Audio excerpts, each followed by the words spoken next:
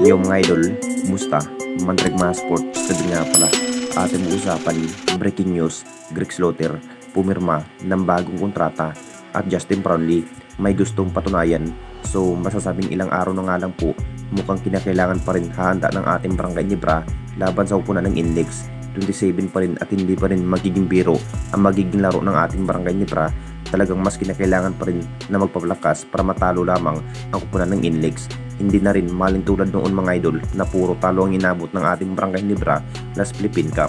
Ito na nga bang hinihintay ng lahat kung ano ang kayang gawin ng ating Jing Kings ngayong PBA Commissioner Cup, kahit butas ng karayong pa rin ang madadaanan ng ating Barangay Nibra para maabot ang hinahangad na makuha ang kampeonato sa ating liga. Ang plano pa rin huhugot na nga ba ng magagaling na big man, ang gusto pa rin ang pipiliin ng ating Jing Kings na makuha ang dating Hinebra player na si Greg Slaughter mga idol para sa upunan ng Barangay Nibra. Masasabing magiging factor kapag mapupunta ang isang Greg Slaughter sa poder ng Barangay Nibra. Marami pa rin nasasabi mga idol, hindi na rin hawak ng 10 Ultra ang nasabing big man na si Greg Slaughter. Talagang mapupunta na nga rin ng Barangay Nibra, sabik na nga rin ang lahat na makuha ang isang Greg Slaughter. Kung sakaling matutuloy ang nasabing big man na si Greg Slaughter, talagang mapapalakas ang magiging tibinsa ng Barangay Nibra. Hindi na rin mag-a-adjust itong si Coach Tim Con mga idol dahil galing naman si Greg Slaughter noon ng Jing Kings. At hindi na rin magdadalawang isip ang Barangay Nibra management na makukuha ang isang ex-Nibra big man na si Greg Slaughter. Makapagtala pa rin ng maraming may itala ang nasabing big man mga idol kung mapibigyan ng mahabang playing time. Sa 27 na nga rin ang pagharap ng Jing Kings kontra sa Inlex. Kung may Greg Slaughter pa nga ba na magpakita para ipresenta nga ang Barangay Nibra ang nasabing big man.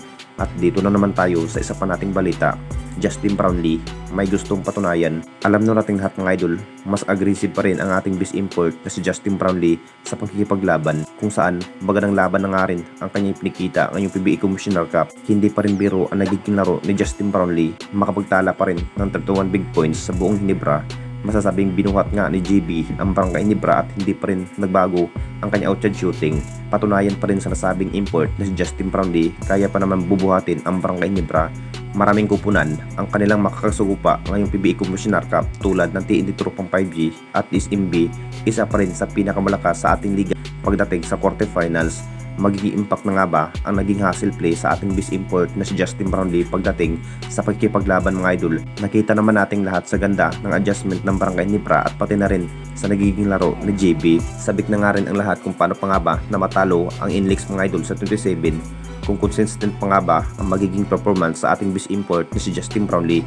Kahit may edad na nga rin ang ating best import na si Justin Brownlee, kaya pa naman makipagsabayan sa mas batang import tulad kay Bulbul. Masasabing deserve pa rin ang ating best import na si Justin Brownlee. Siya pa rin ang nagiging import ng Barangay Nibra. Talagang pagsisikapan pa rin sa ating best import kung kaya pa nga ba na mabibigyan ng kampeonato ang Jing Kings ngayong PBA Commissioner Cup. Anong masasabi ninyo mga idol tungkol sa ating video?